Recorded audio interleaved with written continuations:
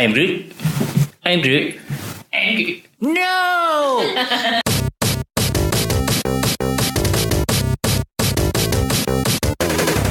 This is Unpause It, the podcast by a family of geeks. I'm Lady Disdain, and I'm 43 years old. I am the sauce underscore, and I am 11 Underscore the data bytes. 41. I'm Furious Girl, and I am 9. Welcome to the Unpause It podcast for Guardians of the Galaxy Volume 2. Awesome Volume 2. Awesome Mix Volume 2. The Awesome Mix Volume 2. This movie came out May 5th, 2017. Less than a year from this recording. Just about 11 months ago. From this recording. We are getting so close.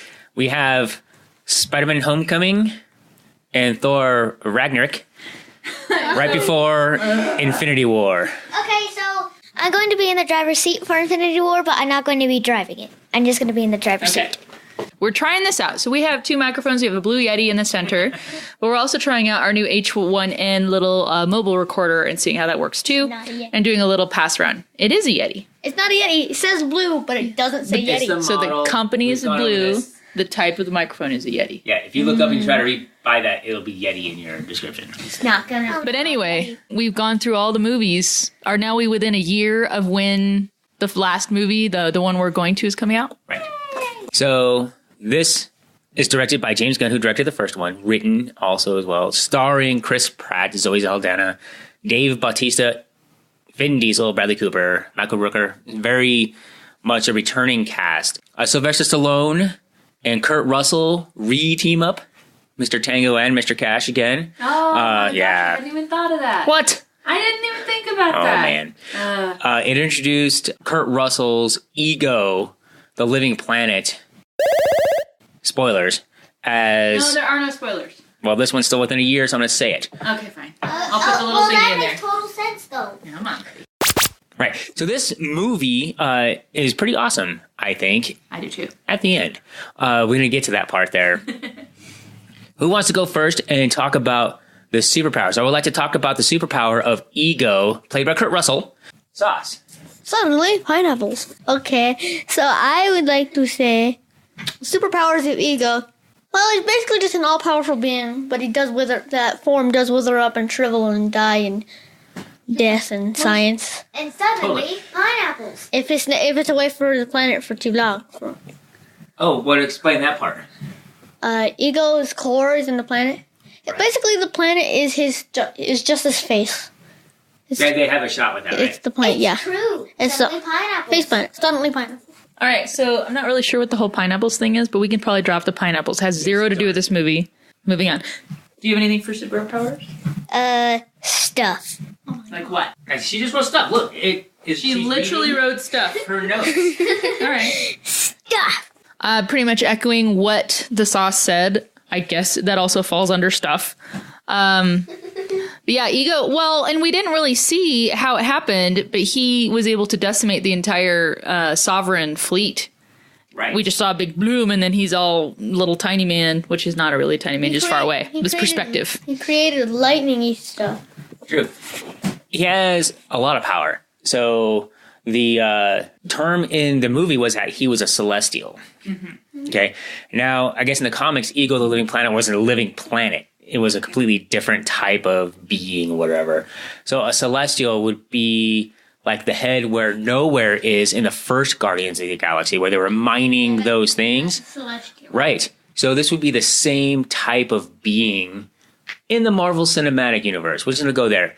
What does Quill say? He's a god? And then Small G, son. small g, son. Yeah, so If I'm on days, if I'm feeling as humble as Drax on some days or something like that. yeah, there's a lot of good lines. We're going to get to good lines here in a second, but I wanted to talk about Ego and the superpowers of him to start, because he is on our Unpause, unofficial top 10 villain list, currently holding the third spot. But And they should have been first. Yeah. Anyway, we're not talking about that. He's the third spot, and it's because Ego was in all of our family's top 10 villains. because he is more powerful than any of the heroes. He's more powerful than all the heroes kind of put together. They have to destroy him from the inside, you know, his brain, his mind, his core, his essence, to destroy the planet. The core of the planet. And this one of the main heroes dies in the actual movie. Yeah. So that elevates his villainy, if you will, you know, to higher than most of the other ones. That's just my opinion. You had something to say? Yes. Watch the movie if you don't get what we're saying. That's Watch. Like, good point. I heard Wa- watch. Okay, watch the movie if you don't get what we're saying. And if you haven't watched the movie, then stop listening to this podcast. No. And go Never say that. Never say that. Yeah, to listen. go watch it. Go watch that and watch the rest of our podcast along with this one. Yes, there you go. He also has an ability to, he demonstrates it where he takes a part of himself, like he kind of grabs it off of his body and he like plants it on the planet. So he's also got the power to like, it seems like that's not even just, you know, him creating progeny, which Peter Quill is one of his progeny. Right. But he's also able to like take a piece of himself and plant it like in a planet and then trigger that once he's got enough power, which is why he needs Peter Quill. Do Celestial. True there. Didn't we see Celestials in the first Guardians? We talked about that. That's the head of nowhere. Right. Yeah, that was a head of a celestial, and they were mining that. Yeah. Okay, so that was one of the villains. I would like to talk about the other villains, per se, more along the line of antagonists. The Sovereign. Kids! Ooh, they're That's what they say in... I'm definitely gonna bleep that out. Yeah, you know what? I wonder if for Comic-Con someone dresses as a Sovereign, and then a little kid, like a little Spider-Man kid, like 7. You're a Or wouldn't it be great if someone like they were like the queen and they had like when they entered Comic-Con, they have like people just kind of rolling the little thing and they just like leave a just path of like a velvet carpet. Like, where is this? What's going on? Oh, it's a Sovereign. The face paint alone on that would just be mind numbing. It'd be like, well, it's like Yondu with his blue face. Yeah. How'd you like the Sovereigns? question mark. Yeah. Old people, right? No, I she know knows. She what they questions them basically. She's like, Yeah. they are pompous D-bags, pretty much. They're pompous D-bag jerks. Yeah, they're not really the villains, but they're in the villain category because they're against the Guardians. Yeah. They are fighting. Their D-baggery leads them to try to destroy the Guardians of the Galaxy, people that are revered, because they don't care. They think they're more superior than anybody else, even though they're not. Yep. Also leads to one of the end credit scenes. The Sovereign key into introducing a new character that has been confirmed, will be in Guardians of the Galaxy Volume 3. Nice. However, we'll get there in a moment. Can I say one thing about Sovereign? You do there's a few video game references in this movie, but one of them is how the Sovereign fights, because you guys see where they're basically like virtual reality. It's an arcade. Yeah, they're in an arcade, and they're kind of like, it's just like, if any of you guys are familiar, if you ever do go play at arcades, and like if you know people who frequent games and they're really good, and you're always like, oh, is he gonna keep his top score? And you know, it's kind of funny to watch people like that. But it did feel a little too of some virtual reality as well, where they're like all not even there, they're just fighting on behalf. And you know what's really funny and satisfying to me? To see someone who thinks so highly of themselves, like, I'm better than you at anything. And, And then Rocket. yeah, I can do it. I'm better than anyone. Again. Yeah. And they just fail. And it's so funny. What? Did you have anything? Yeah. Anyway, we're moving on. Moving on. Moving on. Back it up. Back it up. Back it up. Happens always finds out, bro. That's the wrong movie. Sorry, prior podcast. Right. So we're going to go into some of the battle and fight scenes on this. It started out with a huge battle scene and a musical number in the vein of the first one. It felt a little, but it gave us Baby Groot, right? And then there was the Sovereign chase and the very end battle scene. There really wasn't a lot of fighting in this one. What am I missing? Ravagers in Rocket's trap. That's a big fight. Oh, the Ravagers rocket trap. Yeah. Yeah, I do have that there. rocket booby trap is what I had. That's true. So yeah, but there wasn't a lot of major fighting in this one. It was a good character story, and I think that's where some people are like, it's not as good as the first one, which had a lot of action, almost nonstop. And this had a lot of character development between Quill and Ego. Needed it. Set up for a really good ending, in my opinion. Anybody have anything to say about the battling specifically? Like any specific battle? Yes. Peter Quill has a messed up dad. Right. Yeah. That was during the battle scene. Okay, King Cobra versus the giant sea monkey. That's the opening thing, and it has, Right. I don't even know which one is different, King Cobra or giant sea monkey. I don't know which one, Is too. the one from the other dimension.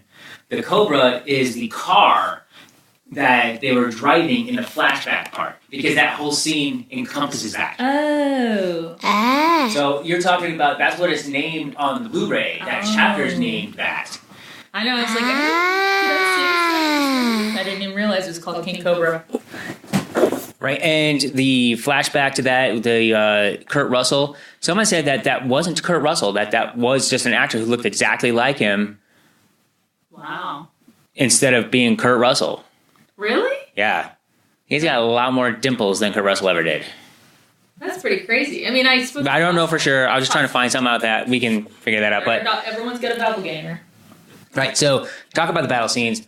Anything with the Sovereign, they were remotely piloted because they're too good to do their own dirty work. Right? So, yeah. I liked. I did like. I think one of my favorites was, well, two of my favorites. Rocket's trap. I did really like that because you knew he's smart and you know he's got the tech, the technical brain for the group. But you think about that, single-handedly, this raccoon took down over 100 Ravagers that were closing in on him. He set the trap. He knew exactly what to do. He was agile. He was able, and even remember when they were in the clearing and he had two guys, locked in on him, and he just immediately went blah blah, and he knocked them both out. And had Yondu not showed up with the arrow, his arrow of death, he would have probably conquered that. And then my other one is Yondu's escape from the Ravager ship. So that was Right. those two are my favorite battle scenes. Yeah, and like I said, it's not a huge action piece, All right. but more of a character. It's a movie, fantasy, sci-fi, fun romp, space comedy. We're gonna go into those scenes and lines and everything. Lots of good lines. One of my favorite was, these are. He said, "What's the name of the battery?" Sauce. Do you know the name of the battery? Arbulary battery. What's the real name? Arbulary. Ambulax. Oh, Arbulary batteries. Ambulax. That's not even what I said. Yeah, Drax goes back over and says it again. It's Harbulary batteries. He's like, no, it's not. It's an ambulance battery.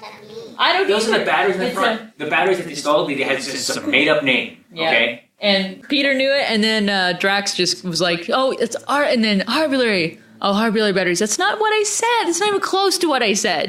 Favorite lines, scenes, or anything. Nothing? I only had favorite characters, Rabbit, Raccoon, and Yandu. Okay. Why is Yondu your favorite character? I don't know. He's freaking Yondu. Watch the Frickins. Yeah, we need to have a serious discussion about Okay. your language. Okay, he's Yondu then. And don't reference. What about else? What else do you got? For your favorite scenes? Oh, favorite scenes? One was at the in the Ravager prison. I named it Groot Fetch. Groot. Groot Yeah. Groot is getting all of them. Everything. I hate Please hats. tell me you have a storage unit full of human toes. So gross. Yeah. He's Never so speak of this cute. again. He's all bringing the table. Oh, and if you watch the movie, you know the really bad landing. Remember? Yeah. When they escaped after the 1-inch man saved them. Yeah, you like that? Yeah, that's one of my favorite. Ah, yes. And Pac-Man versus the Rockman. The giant Ego created a giant rock dude to kill Quill. Quill, yeah. And Quill created a giant Pac-Man. That was very funny. And he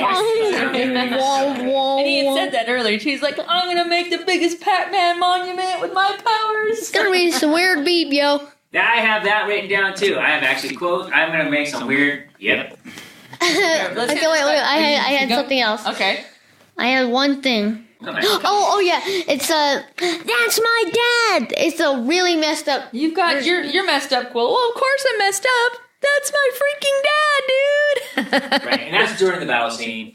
The very end of the movie is we're going to get to on the favorite characters, lines, and scenes that we have. The 700 jumps was funny. Yeah. Very funny. And then Groot's like, blah. And in rewatching it, one of the things that stood out to me was when Gamora's like, "Oh, if he's evil, we'll just kill him." Not realizing how powerful he was, they can't just kill him. Nope. Not to just anything about that. Right. Yeah, but it took a lot. It almost killed them all. It almost, True. and it did kill But them. they did just kill. Yeah. They didn't just kill him; they lost. Spoilers. Yondu in the process. So a main character of the Guardians was lost. Welcome to the friggin' Guardians of the Galaxy. And except he didn't say frickin'. Right. You already do more? I do. So the end battle, we're going to talk about that in a little bit more detail. So we're talking about the Pac-Man, how Peter Quill was able to quickly use the core of Planet Ego because he's part of him to fight him and fight him fairly effectively. Because Ego is powerful enough to attack each one of the split up Guardians. They were all getting buried by the planet. Yeah. And he was able to focus Ego had to focus his attention onto Quill directly, so all the other ones were able to do what they were going to do: escape, set the bomb. I am Groot. I am Groot.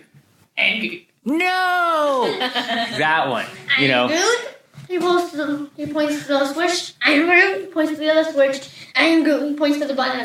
that's not what I said. That was one of the trailers, so it was not. I think that could have been left out of the trailers and been funnier in the movie.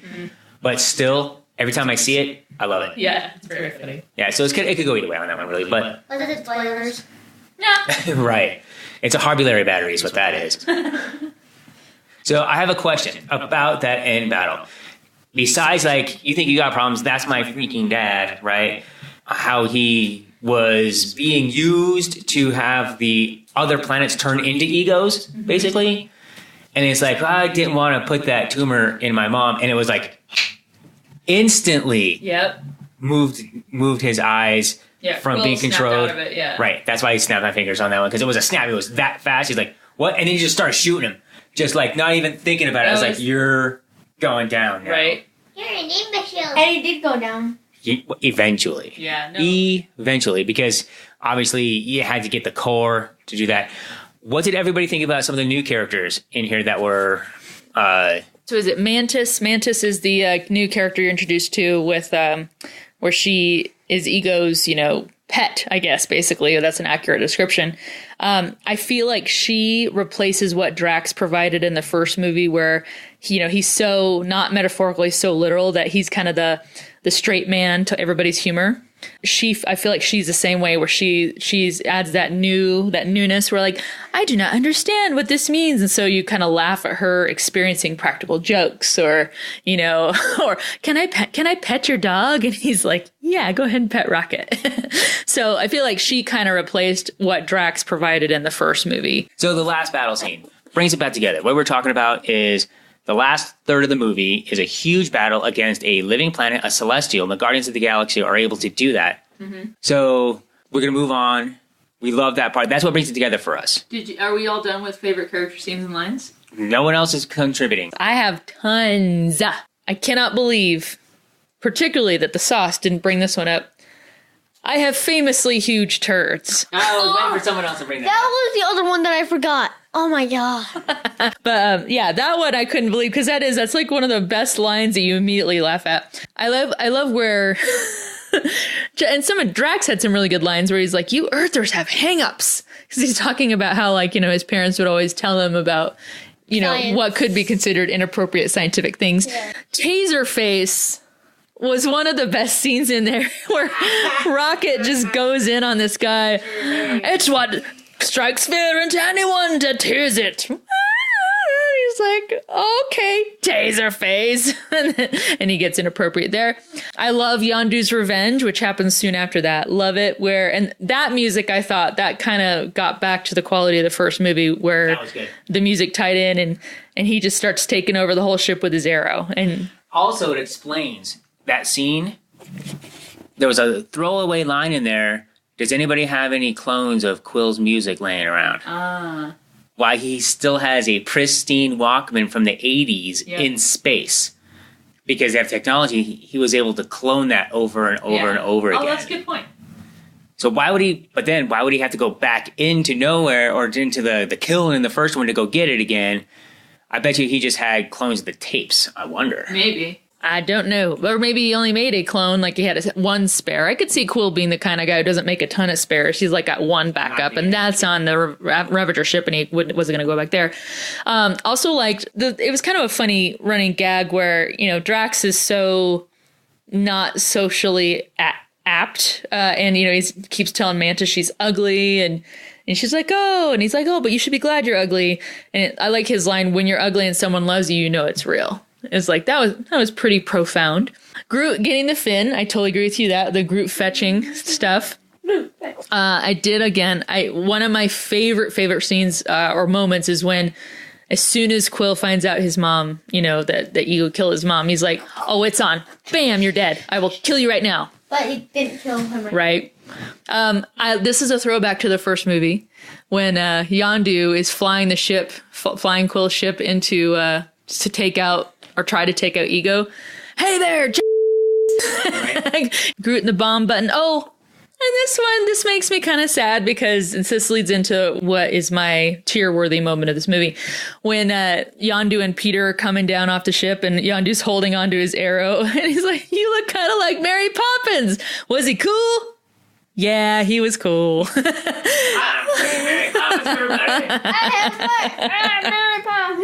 And that part I love because it's like, oh, it's just a neat moment. And then, of course, my favorite, just really touching, is Yondu's funeral.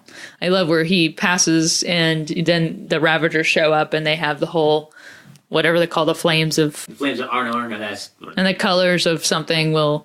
whatever, et cetera, et cetera. And then where his second in command, you just see, and he kind of captures everything you felt because he's just like, yeah, because he's just so happy that the crew is back to pay their respects. So those were all mine. Lots of stuff, like I said, and most of it, again, happening in the last 33% of the movie, but that's what makes it great. And it was so good. It is about family, this one.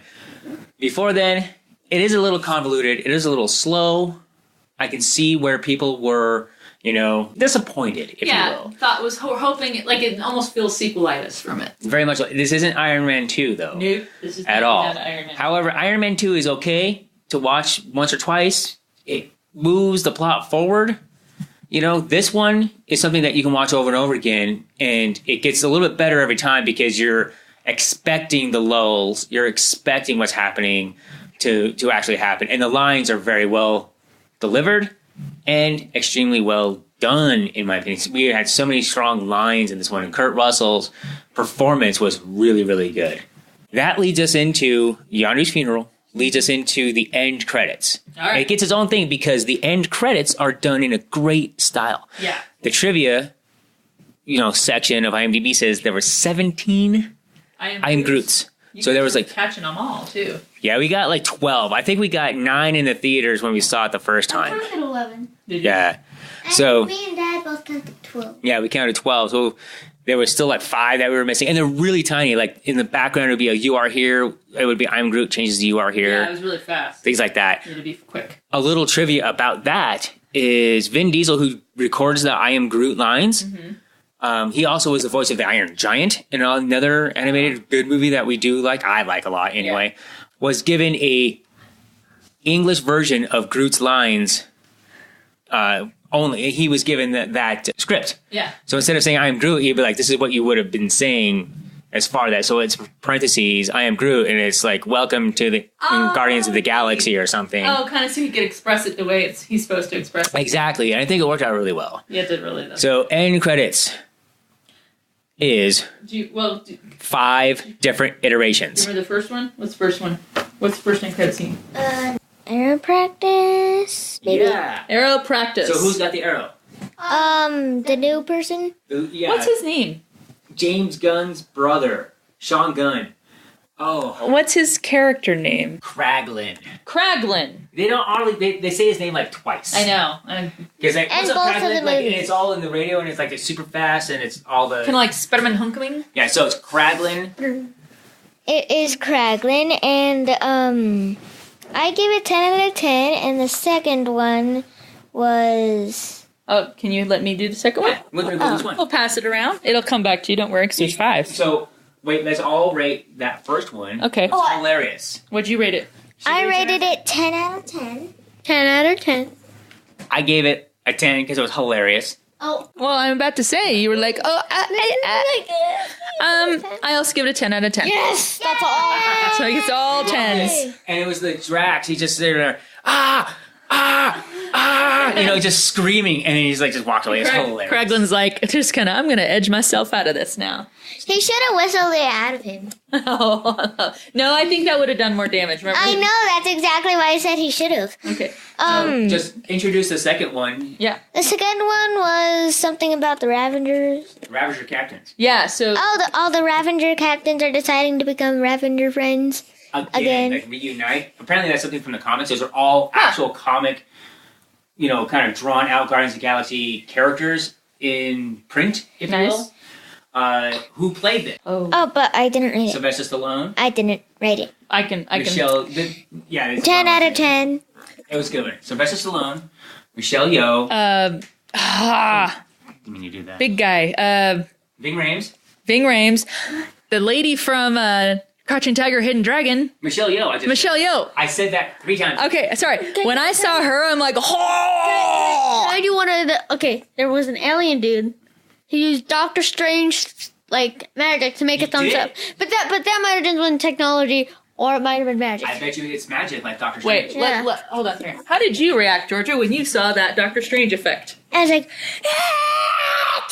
She really was. Like, She was screaming about it. So she put the 2 and 2 together, That was cool. and it was a light bulb moment. It was amazing. Yeah. The voice of the helmet head thing was Miley Cyrus. Was it? Yes. Oh my gosh. Okay. What did you rate it? 2 out of 2. 2 out of 2. No, 10 out of 10. You have 10 out of 10 written right there. 10 Yeah. out of 10, 2 out of 2. What'd you rate it? Oh, for being the second. 10 out of 10. I rated it. Actually, what'd you rate it? I gave it 9 out of 10. Okay, I gave it. Miley Cyrus. No, that's legit. No, I gave it 10 out of 10. It was just neat to see. It was quite a star-studded set of cameos there. It was like, wow, that's cool. All right, what's the third one? The third one was Adam. Adam Warlock introduction. Yes, and I give it 0 out of 10 because what the heck is Adam? That's legit. I gave it 3 out of 10. That's just because it's a Marvel thing. Okay. Oh, you go next. I can understand why the youngins don't get this one, but Adam Warlock is a character from the comics. I know who Adam Warlock is from some comics. From some comics, right? I guess there's one storyline. Not huge comic book readers. I kind of just more like read the stories, which they can be condensed into very small, readable things without the art, and then look at the art at different times. I do like it though.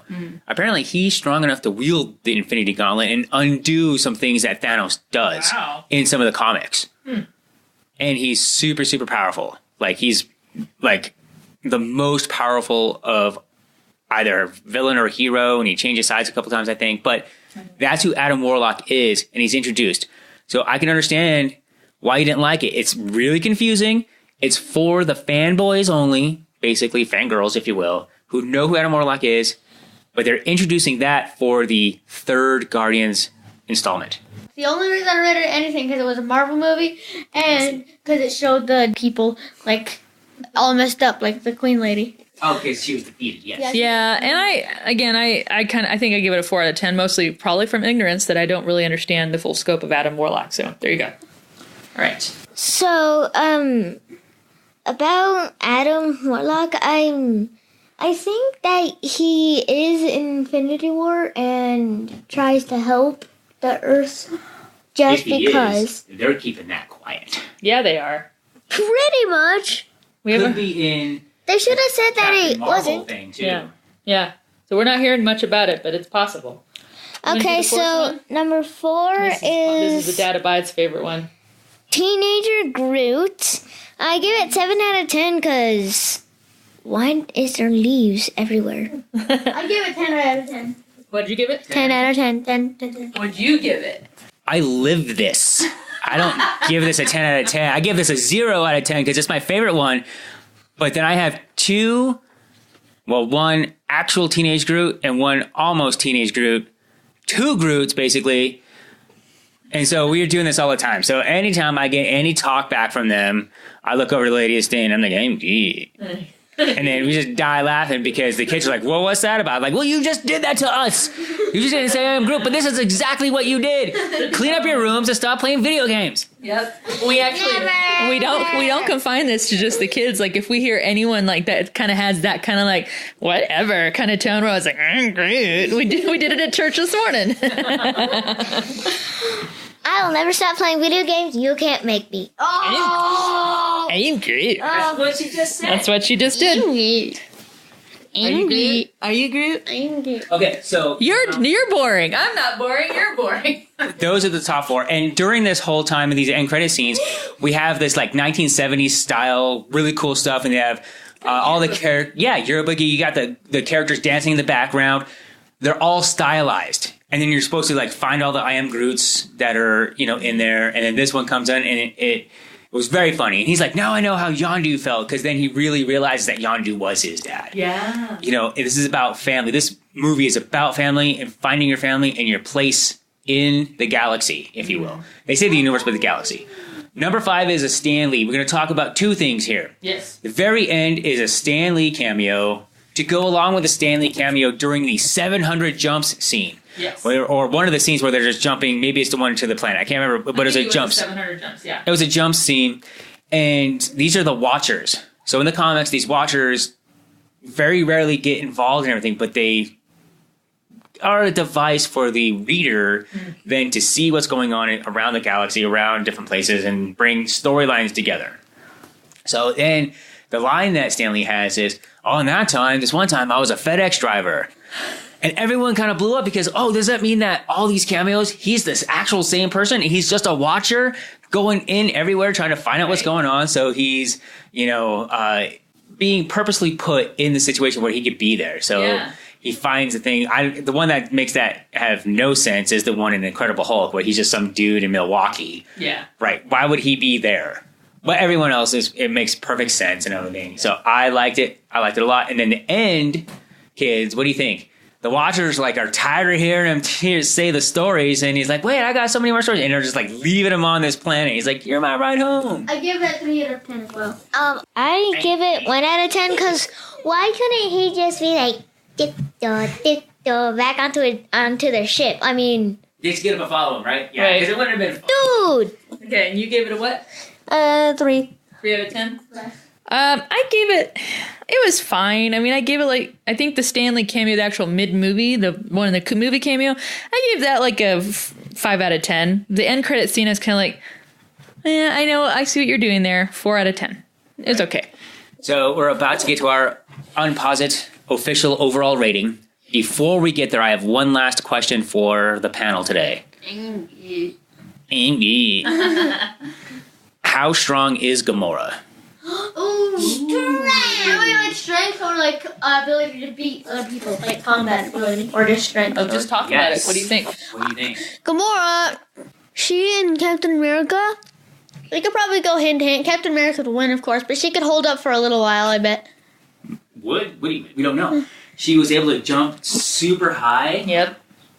She's super I strong. bet she does have a little biotic thing, just a little bit. Well, they talked about that in the previous movie. Her enhancements kept her alive in space a lot longer than normal. Do you got anything for Gamora, strength-wise?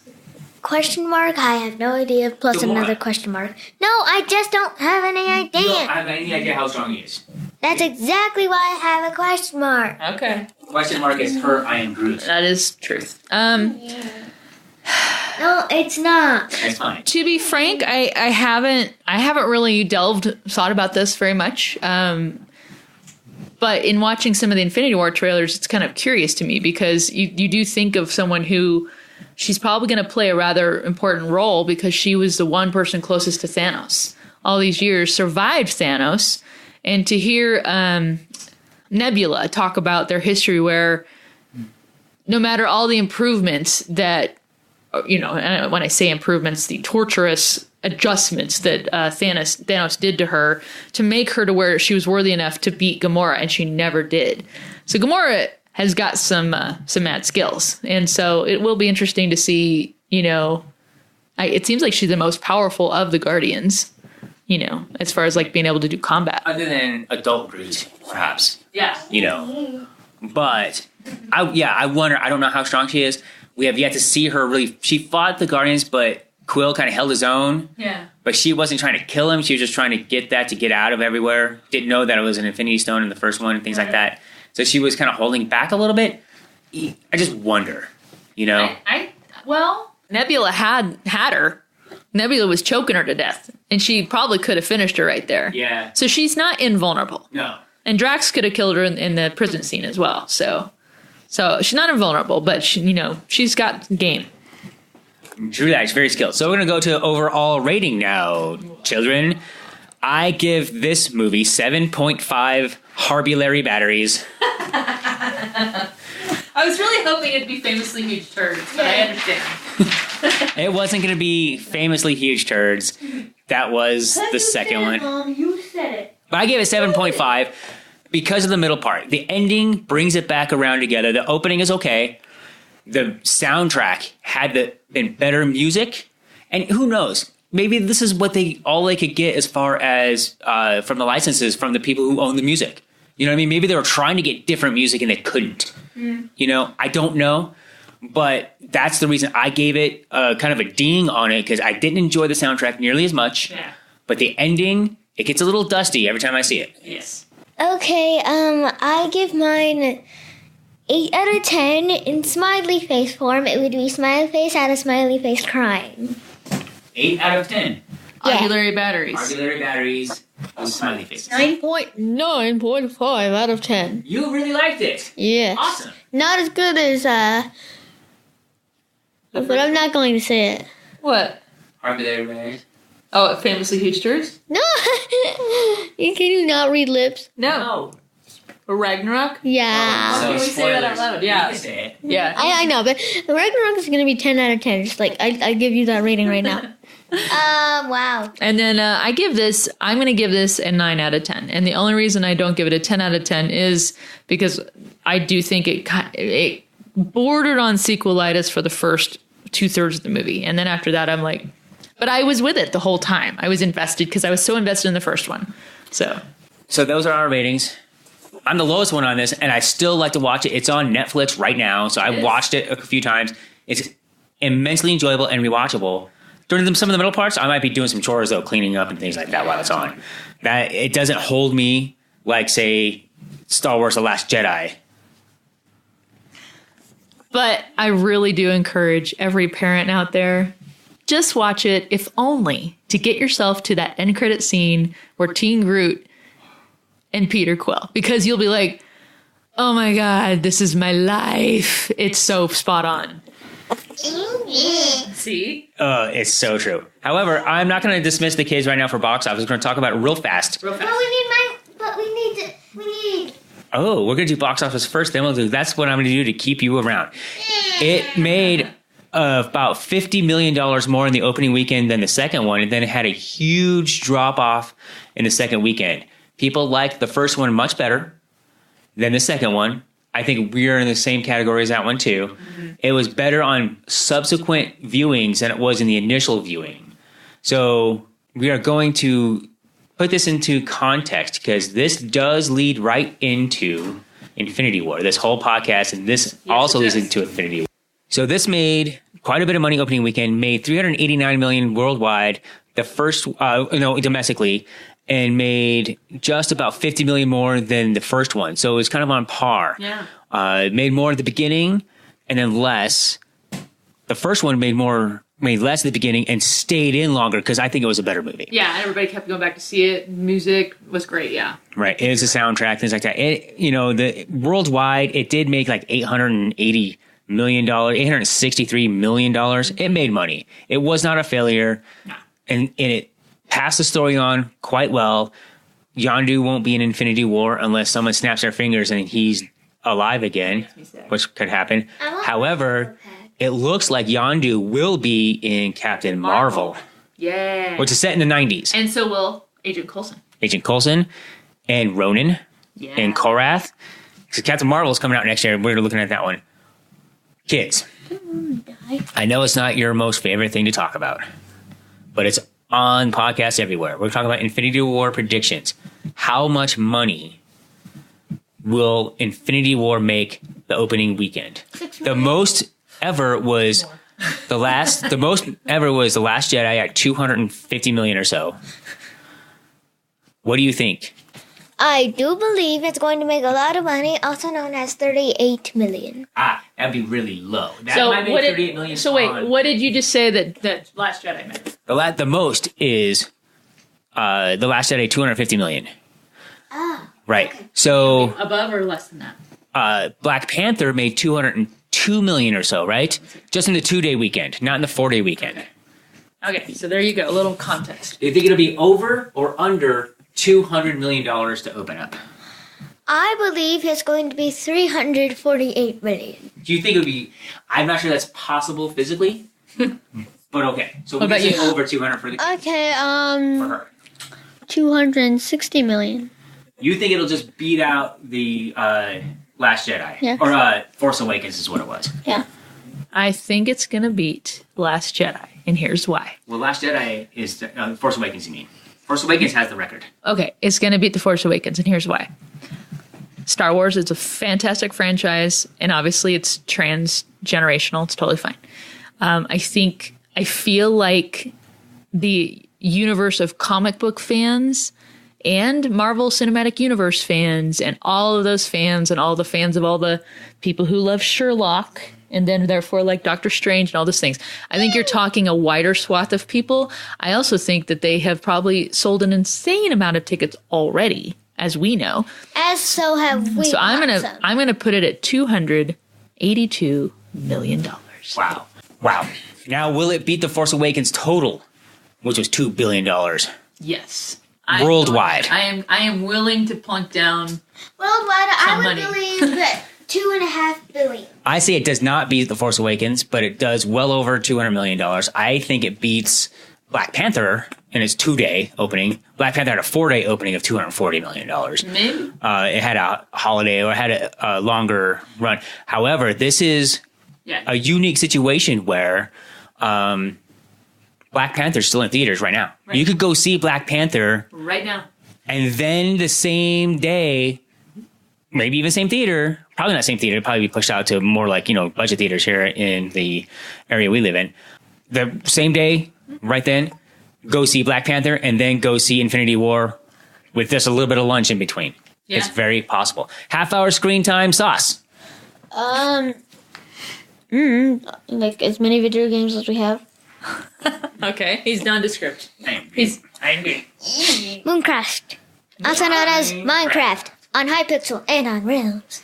That's right. So we got the kids' realms. So now they have their own little realm in which they can play and invite kids up to 11 total. So they're liking that. So and just to tease this out, we will be kicking off the next series of this podcast to talk about video games once we've done Infinity War and wrapped up this lineup. So that's coming soon to this podcast near you. Yay! Goodbye. Hopefully. Is that it? And we're done. Boobity boobity boo. That made me all sad.